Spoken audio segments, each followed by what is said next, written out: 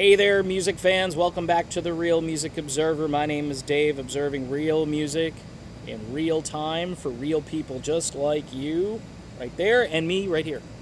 The band Boston, they still got it. And you're probably going to hear some thunder on this video, so don't be afraid. I'm in Southwest Florida. Ready? It's coming. Okay. Then it was a dud. It wasn't AC/DC. Wasn't Thunderstruck. I just saw some lightning. Yeah, I do these videos. It's hazardous to my health sometimes. Listen, Boston sounds great. And for all of you naysayers out there who think that maybe, the original band and you're going through the motions and you're thinking, should I get tickets? There you go. Should I see this band? And the answer is absolutely yes. Tommy DeCarlo hits it out of the park every time.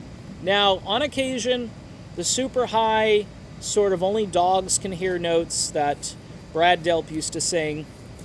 Tommy takes a little turn here and there. There is a dude in this cover band called Don't Look Back I could recommend as well to sing pretty much the entire phone book of Boston tunes. But I like DeCarlo. I like the way his voice sounds. It's got a resonance to it that is very similar to the voice of Brad Delp. I would say Brad Delp had a little bit more sort of gut and diaphragm in his delivery than Tommy has, but predominantly a younger Brad Delp sounds kind of like Tommy DeCarlo did when he started with the band. I think DeCarlo, some say, as I've watched these videos and looked at the commentary, other than the crazy commentary from the purists who want to kill the guy, I see a guy who can sing consistently and who's gotten better and better. I'm sure he's had, voice coaching and so forth, because to sing these songs and do, like 100 dates on tour, that's got to be a tough deal when before, you were doing sales over at the Home Depot. You're writing up those contracts for, fencing or whatever, and now you're, a world-renowned rock band. So that's a great rags to riches story, much like the Arnel Pineda story.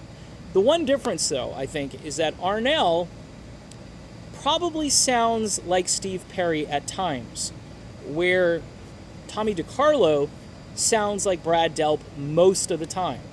It's so key, when you're trying to resurrect the sound of a band from 20 or 30 or 40 years ago, that you have a guy who can project that, who can actually emulate that for the fans that grew up with the music and who, when they go to the show, are going to say, wow, they pulled that off.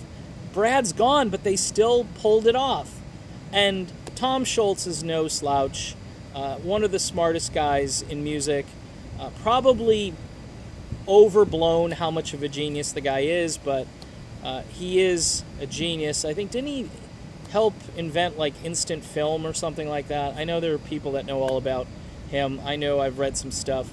But the way he does just recording, Third Stage itself just will blow you away with all the technical stuff that went into that album. It was probably about 20 years ahead of its time when it came out as far as the sound quality and what he got out of it.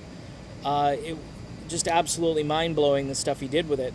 But what I'm trying to say is the current Boston lineup is knocking it out of the park.